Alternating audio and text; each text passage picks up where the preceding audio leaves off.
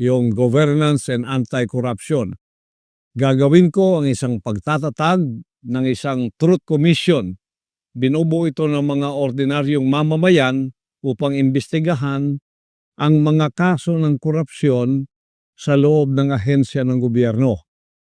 Susuportahan ang pananaw na ito ng isang advokasya pa rin na may parusang kamatayan o death penalty sa mga korap na politiko na napatunayang may sala sa malawakang pagkubkob o sa pagwawaldas o pandarambong ng pera ng mga Pilipino.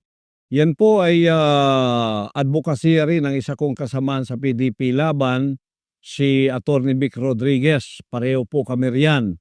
Death penalty at ibinaban niya ang ceiling ng plunder from 50 million naging 1 million na lang po. Kung ako matutupad